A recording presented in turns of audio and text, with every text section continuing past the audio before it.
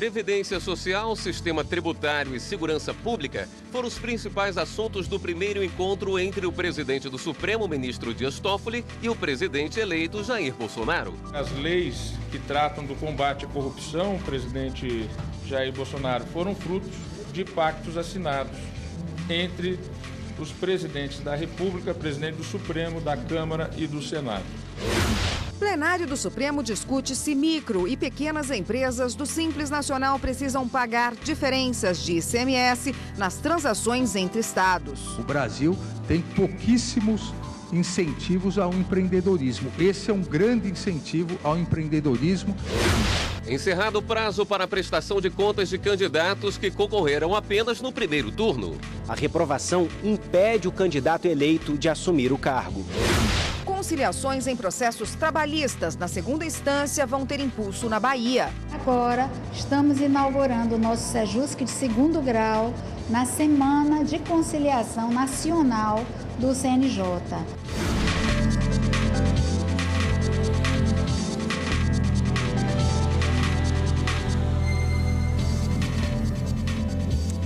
Olá, boa noite.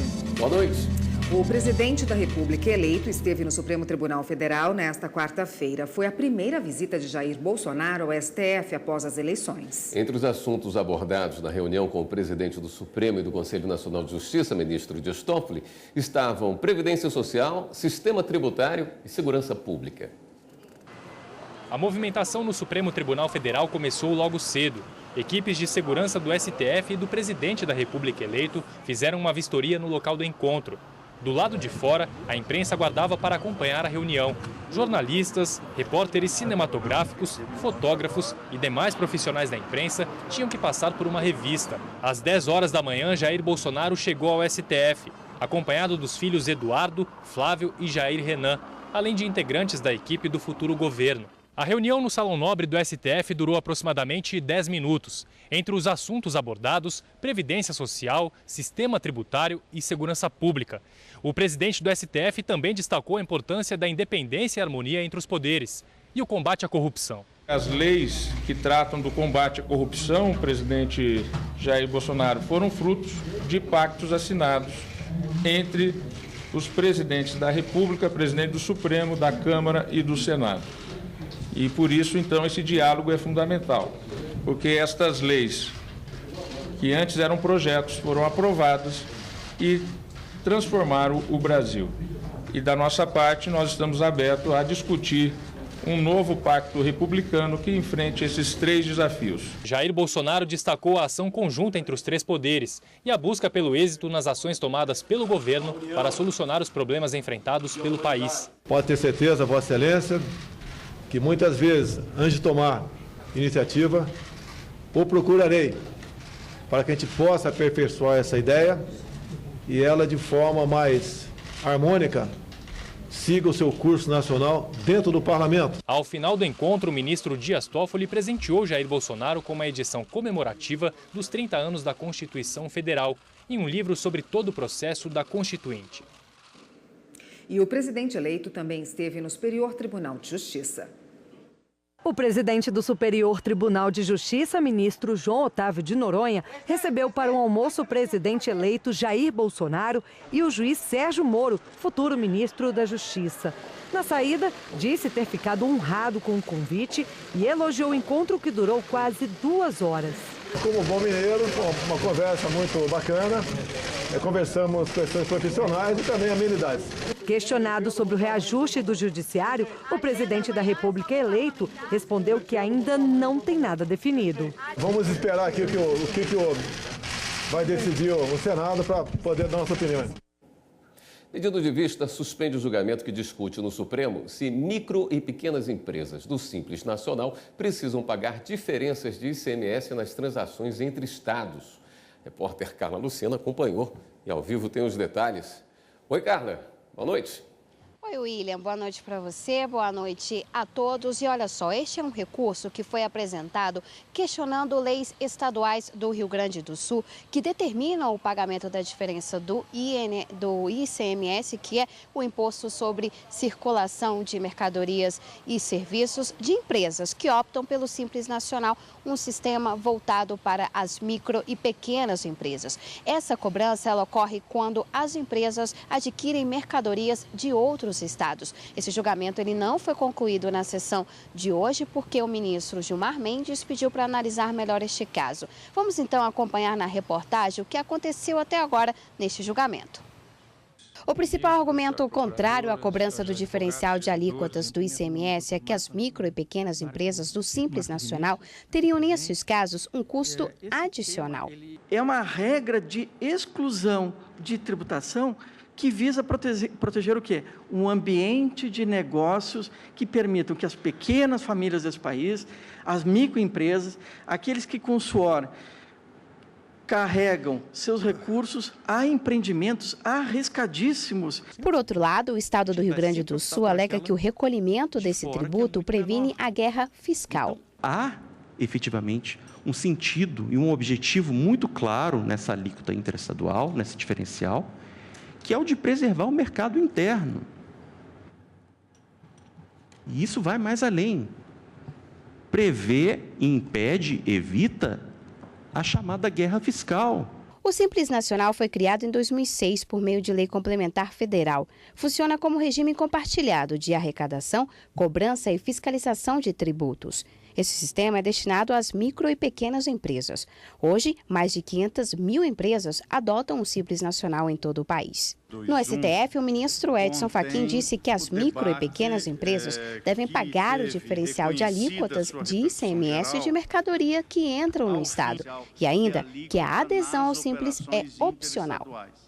A opção pelo Simples é facultativa no âmbito da livre conformação do planejamento tributário, arcando-se com bônus e ônus decorrentes dessa escolha empresarial, que em sua generalidade já representa um tratamento tributário sensivelmente mais favorável à maioria das sociedades empresárias de pequeno e médio porte. Já o ministro Alexandre de Moraes considerou que esse pagamento prejudica as empresas de pequeno porte e desrespeita o tratamento diferenciado previsto na Constituição.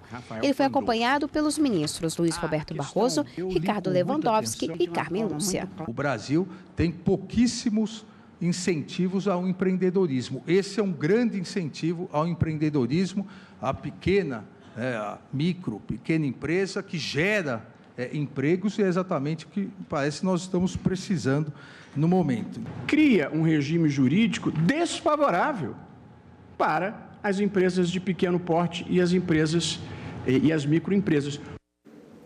E a consultora jurídica da TV Justiça, Karina Zucolotto, está aqui para falar sobre a sessão de hoje. Boa noite, Karina. Boa noite, Érica. Oi, Karina. Olá, logo após esse julgamento que nós acabamos de ver, os ministros iniciaram um outro julgamento, mas o tema permaneceu o mesmo, né? O tema permaneceu o mesmo. O ministro Dias Toffoli, relator, proferiu seu voto, mas interrompeu o julgamento em razão do pedido de vista do ministro Gilmar Mendes, que, como no anterior ele já havia pedido e interrompido o julgamento, sendo o mesmo pano de fundo, né, que eu sempre digo, o julgamento foi suspenso também. Mas os ministros começaram o julgamento, no primeiro caso era um recurso extraordinário, com repercussão geral reconhecida, discutindo sobre essa lei do Estado do Rio Grande do Sul e essa diferenciação de alíquotas na aplicação do ICMS para o microempresário ou as empresas de pequeno porte. Nesse segundo caso, logo depois do intervalo, o ministro relator Dias Toffoli, presidente do Supremo Tribunal Federal, chamou a pregão ao referendo na medida cautelar que já havia sido deferida por ele, e ele sugeriu que, inclusive, fosse referendada pelo plenário para entender que uma resolução, um convênio do CONFAS estabelecendo uma obrigação tributária nesse mesmo molde como foi feita a legislação do Rio Grande do Sul, estabelecendo obrigação tributária contrária ao que a lei que criou o Simples e que criou a lei das micro e pequenas empresas, daria um tratamento diferenciado, e para o ministro Dias Toffoli, esse convênio não poderia prevalecer porque a própria Constituição exige que, para a regulamentação dessa obrigação tributária, haveria necessidade de uma lei complementar federal para estabelecer esses requisitos. Como foi feito num convênio, ele entendeu que haveria uma inconstitucionalidade formal e, com isso, confirmava a medida cautelar já proferida e sugeriu, inclusive, ao plenário que, nesse referendo da medida cautelar, o julgamento fosse convertido em julgamento de mérito já para resolver definitivamente essa inconstitucionalidade por violação do princípio da reserva legal e inconstitucionalidade formal. Mas, como eu disse, o julgamento não foi finalizado em razão do pedido de vista do ministro Gilmar Mendes, que sobre esse mesmo tema também pediu vista no julgamento do recurso extraordinário. Acredito que esses dois casos, o recurso extraordinário e esse referendo na medida cautelar, devam ser apregoados em conjunto quando o ministro Gilmar Mendes já colocar à disposição o seu voto para a retomada desse julgamento no plenário. Ok, Karina, obrigado. Obrigada, até amanhã, Karina. Até amanhã. E daqui a pouco, o consumidor tem 30 dias para pedir dinheiro de volta em caso de problemas recorrentes em produto. No caso analisado, uma consumidora relatou que comprou um carro em 2009 e que ele apresentou defeito por 4 vezes no mesmo ano.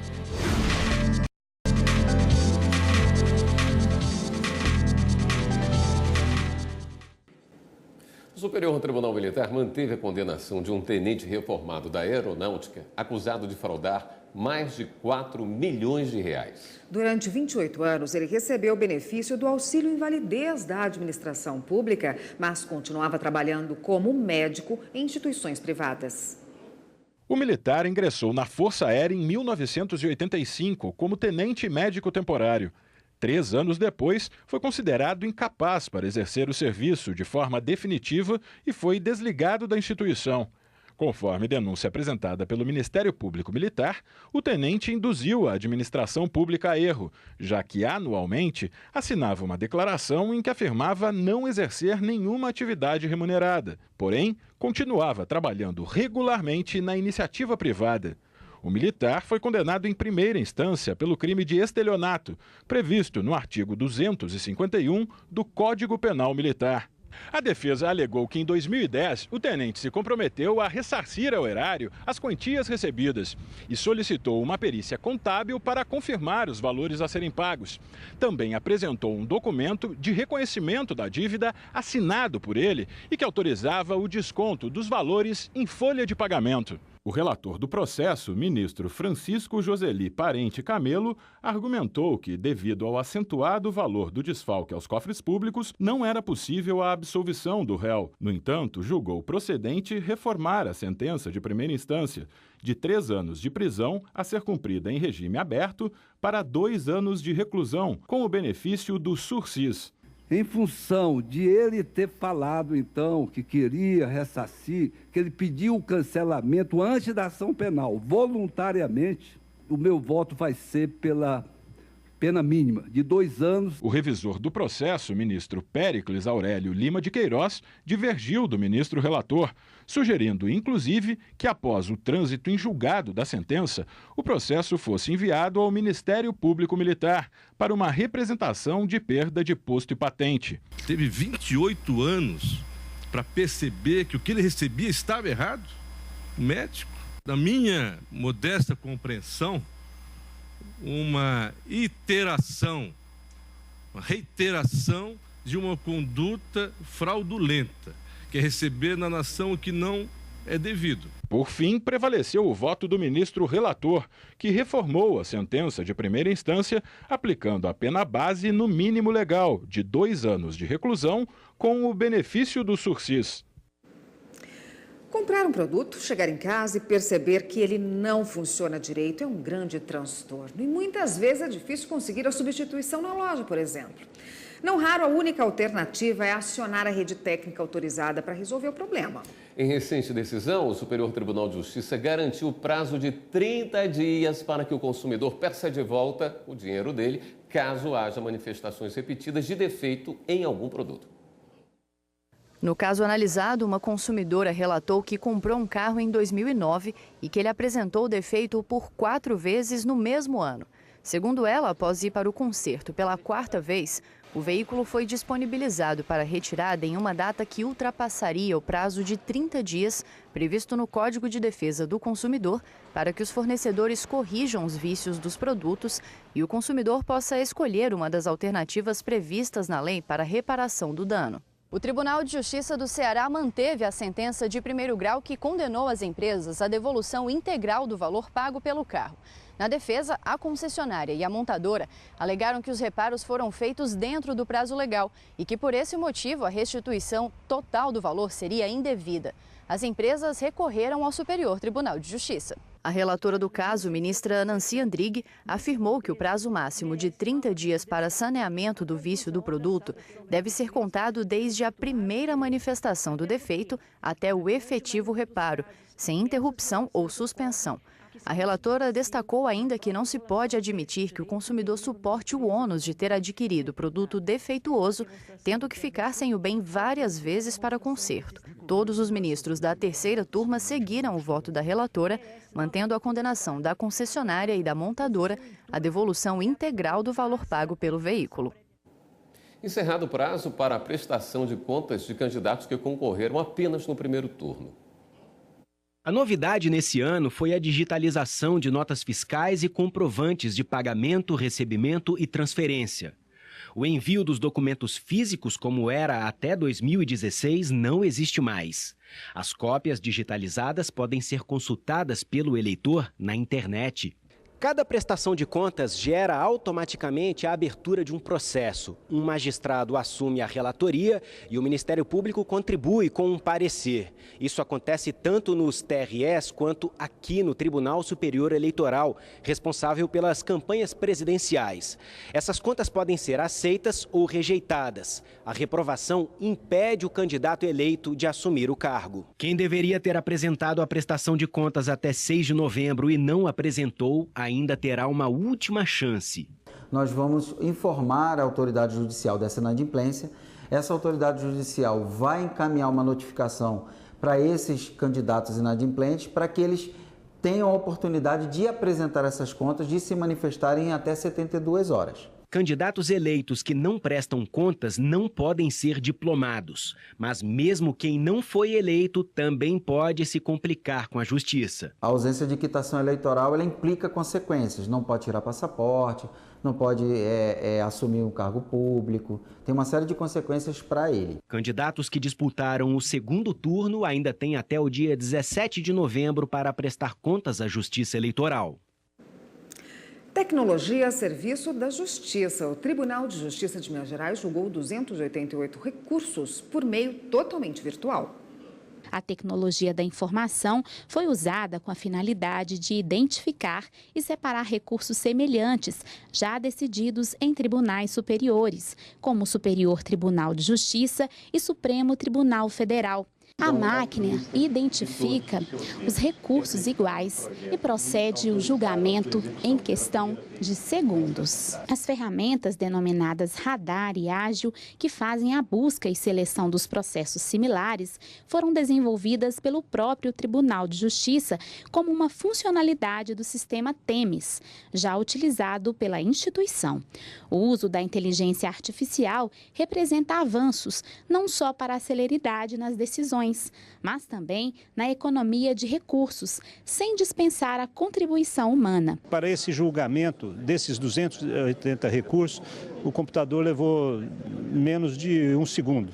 E aí você imagina bem, nós precisaríamos de pelo menos 280 servidores fazendo cada um dos votos. Eles serão utilizados e terão a sua cognição, a sua inteligência para aqueles casos que realmente não são repetitivos e que precisam desse trabalho da mente humana. O novo sistema foi testado inúmeras vezes, até que se estabelecessem padrões de confiança e segurança jurídica. A partir da experiência da 8ª Câmara Civil, as demais câmaras interessadas poderão usar a ferramenta. Uma diretriz do nosso presidente, porque ele sabe da importância, da necessidade de aplicar essas tecnologias para melhorar a prestação dos serviços judiciários.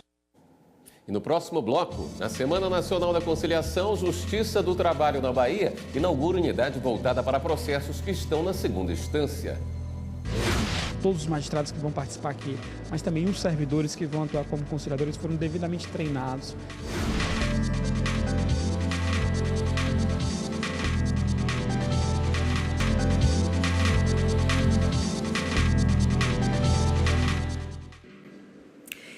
almoço oferecido pela Embaixada do Chile no Brasil, o presidente do Supremo Tribunal Federal, ministro Dias Toffoli, falou sobre democracia e pacto republicano. O encontro reuniu também representantes de outras embaixadas no Brasil e parlamentares. Segundo o embaixador do Chile, faz parte de uma agenda diplomática para estreitar a relação entre os países. Uma tarefa de nós nos relacionar com todos os poderes do Estado brasileiro para estreitar as nossas relações. Tivemos essa oportunidade de dialogar sobre o Brasil, no sentido de mostrar que no Brasil as instituições são sólidas, que a democracia está solidificada, está concreta.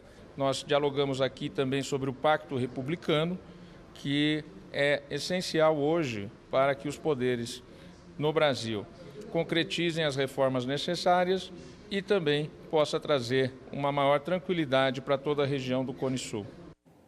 Na Semana Nacional da Conciliação, realizada em todo o país, o Tribunal Regional do Trabalho da Bahia inaugurou uma unidade voltada para processos que estão na segunda instância. A ideia é colocar frente a frente os dois lados do processo para que cheguem a um acordo.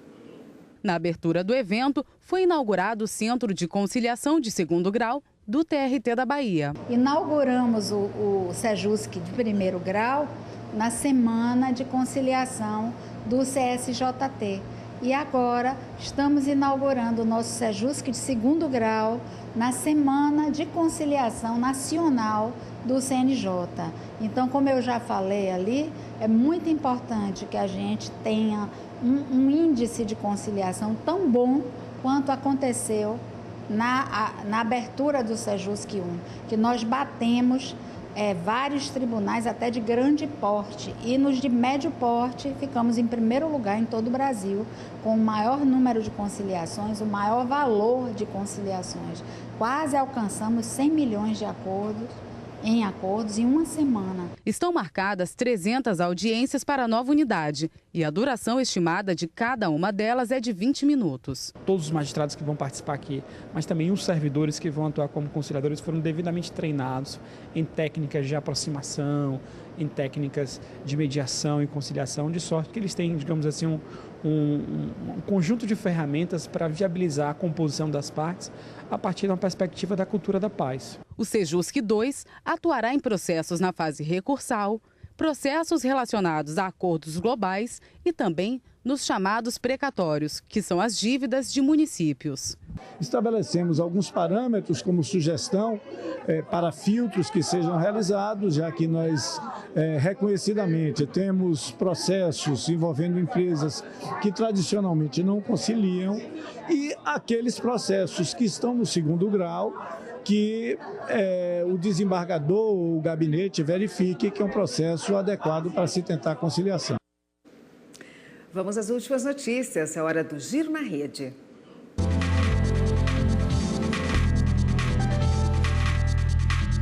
Quem está hoje na redação do Jornal da Justiça é a Mariana Xavier. Boa noite, Mariana. Conta pra gente quais são as últimas notícias. Boa noite, William. Boa noite a todos. Bom, a gente começa o giro de hoje com a decisão do ministro Luiz Roberto Barroso. Ele extinguiu uma ação que questionava uma lei do Estado da Bahia. Essa lei regulamentava a vaquejada. Segundo o ministro, o artigo da Constituição em que era baseado esse pedido foi modificado por meio de uma emenda constitucional no ano passado. E por isso não há, então, embasamento para a análise desse tema. Agora, uma decisão do Pará.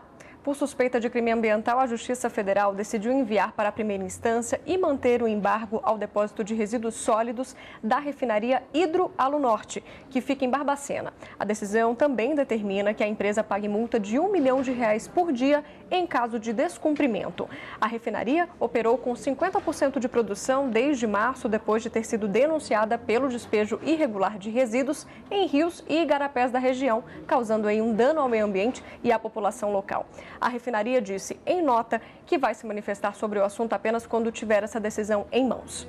Outra notícia também envolvendo a proteção do meio ambiente vem lá de Santa Catarina. A Justiça, em decisão liminar, determinou a interdição das atividades da empresa Casetex Concreto. O pedido foi feito pelo Ministério Público por suspeita de poluição do solo e da água no local onde fica a empresa, lá em Joinville. Bom, a gente fica por aqui. Você continua então com a TV Justiça e pode rever todas as matérias do Jornal da Justiça no nosso canal do YouTube. É TV Justiça Oficial. Voltamos agora aos estúdios da TV.